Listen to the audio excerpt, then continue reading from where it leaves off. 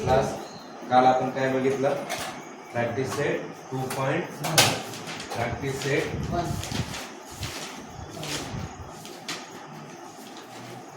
2.1 चा कोणता प्रश्न बघितलेला आहे? फर्स्ट आणि सेकंड कालच्या क्लासमध्ये झाला. ठीक आहे. आज थर्ड कडे जाऊया. थर्ड क्वेश्चन काय वाचून बघा. काय म्हणतात रे? Write the following equations from ax square plus bx plus c is equal to 0. Then write the values of the a, b, c for each equation. Okay. तर आपल्याला स्टँडर्ड फॉर्म मध्ये लिहायचं आहे. कोणत्या फॉर्म मध्ये लिहायचं आहे? Standard. बरोबर आहे. कोणत्या फॉर्म मध्ये? Standard form. वर्ग समीकरणाच्या स्वरूपात सामान्य रूपात लिहायचं आहे. बरोबर आहे. स्टँडर्ड फॉर्म मध्ये पहा ax² plus bx plus c is equal to 0 या फॉर्मॅट मध्ये लिहून काय करायचं आहे आपल्याला? a b आणि c यांचं काय लिहायचे? व्हॅल्यू लिहायचे. ठीक आहे. त्याची किंमत लिहायची. ठीक आहे. त्याचा नंबर कोणता आहे ते लिहायचं. मग फर्स्ट घेऊया. पहा फर्स्ट काय?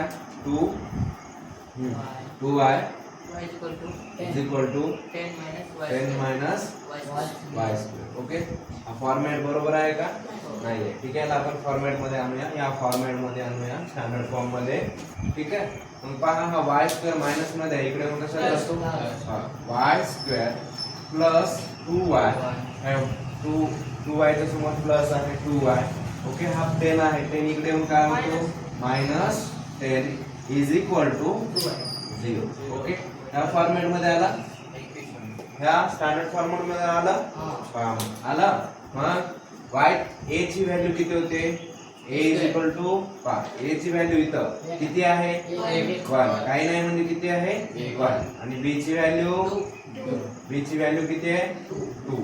आणि जर मायनस प्लस असेल ते घ्यायचं. c ची व्हॅल्यू किती आहे? -10. ओके. c ची व्हॅल्यू किती आहे? -10. समजलं? या पद्धतीत सॉल्व करायची गणित आहे. ओके. नोट करा. पुढचे घ्या.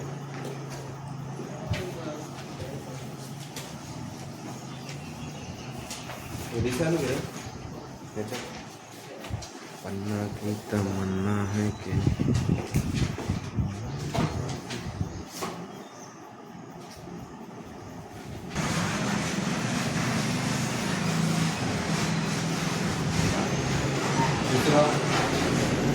दूसरा काय question? bracket x minus y bracket close square is equal to 2x plus 3. ठीक आहे. पहा या पद्धतीत दिला. कशा पद्धतीत सॉल्व करता येते तुम्ही सांगू शकता? ब्रॅकेटचा स्क्वेअर आहे. ठीक आहे. ब्रॅकेटचा स्क्वेअर आहे म्हणजे काय होते? इथं दोघांचा स्क्वेअर आहे. पण तुम्हाला मागच्या वर्षी एक फॉर्म्युला होता a plus b whole square. बरोबर आहे. a plus b whole square काय असतो फॉर्म्युला? a आणि b चा square a square plus b square plus 2ab. ठीक आहे. हा b इथे लिहितात कोणी इथे लिहितात. ठीक आहे. a square plus 2ab plus b square. समजलं? हा फॉर्म्युला होता. इथं आपल्या लावून होतं दररोज वाचण्यासाठी. ठीक आहे. हा फॉर्म्युला कुठं अप्लाय होतो? मग इथं होतो. पण इथं मायनसचा आहे म्हणून इथं काय होते? मायनसचे येते. a minus b whole square is equal to a square minus 2ab plus b square. ठीक आहे. हा फॉर्म्युला तुमचा अप्लाय होतो. ठीक आहे. मग पहा करा. मग इथं अप्लाय करा. a म्हणजेच काय आहे तुमचं?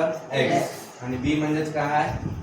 1. ओके. मग तिथं अप्लाय करा. a स्क्वेअर काय होतो? x square minus 2 into x into 1 plus 1 चा square. Okay. x square minus 2x. पुढे हे आहे 2x प्लस 3 लिहून टाका ते. इंटू 1 प्लस 1 चा स्क्वेअर किती? 1 is equal to 2x plus 3. Okay. आता पहा याला फॉर्मॅट मध्ये आणूया. 2x इकडे आहे. इकडे कशात जातो? मायनस मध्ये. पहा x स्क्वेअर मायनस 2x हा प्लस इकडे येऊन मायनस 2x हा +1 आणि हा -3 इकडे येऊन -3 इज इक्वल टू 0. आता पहा इथं काय काय होते हे बघा सेम आहे x² minus minus plus -4x plus minus minus okay -2 is equal to 0. संपला फॉर्मॅट मध्ये आला आपल्या. ठीक आहे मग आपल्याला काय करावं लागते a b c च्या व्हॅल्यू लिहायच्या. a इज इक्वल टू काय होतं मग a is equal to 1, b is equal to -4 and c is equal to -2. Okay समजला. किती जणांचं आलं होतं. मी सोडवायच्या अगोदर सोडवायला पाहिजे तेव्हा तुम्ही आउट ऑफ मी सांगतो 100 आउट ऑफ 100 जाऊ शकता. मी सोडवायच्या अगोदर झालं सर थोडी स्पीड पाहिजे.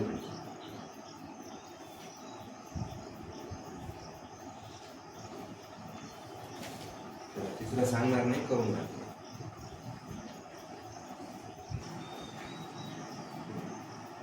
चला थर्ड क्वेश्चन काय आहे इथं x² plus 5x 5x is equal to minus bracket 3 minus x.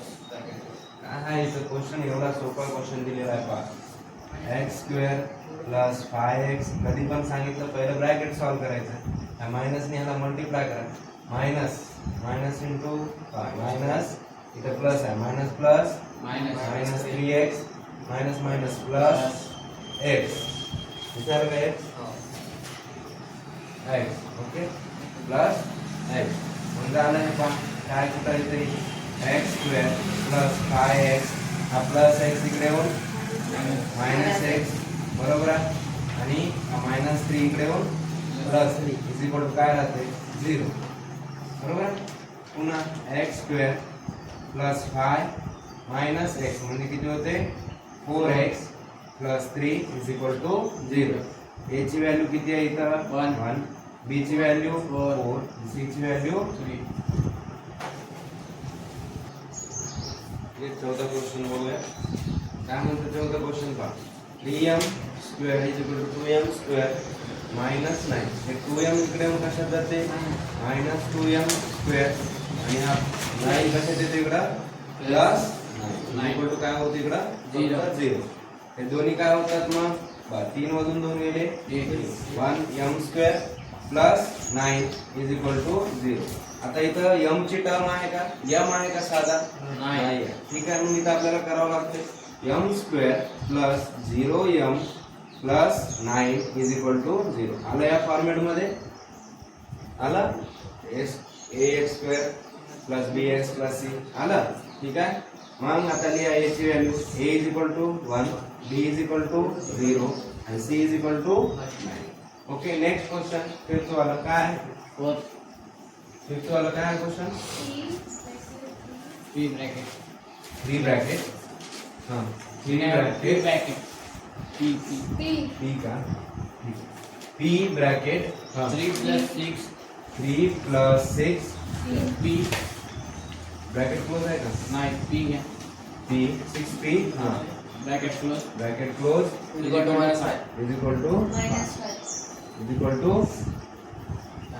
-5 बरोबर आहे का चला पहा आता या क्वेश्चन कडे लक्ष द्या नंतर लिहा.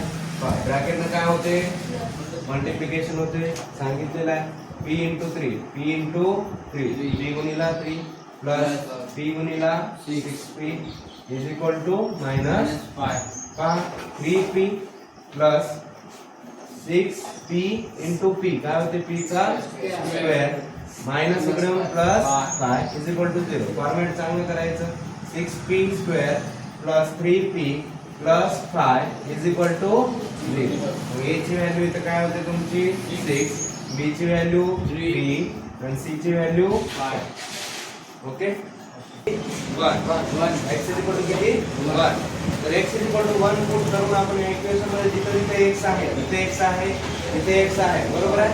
या x च्या जागी काय पुट करायला आपण 1 पुट करायला तर 1 पुट केलं x ची व्हॅल्यू 1 स्क्वेअर x ची व्हॅल्यू 1 4 × 1 ओके -5 x चा 1 चा स्क्वेअर 1 4 1 जा 4 -5 इज इक्वल टू 0. 1 प्लस 4 किती होते? 1 आणि 4 5 आणि वजा 5, 5 मधून 5 गेले 0, म्हणजे हे दोन्ही सारखे झाले, राईट हँड आणि हे लेफ्ट हँड साइड.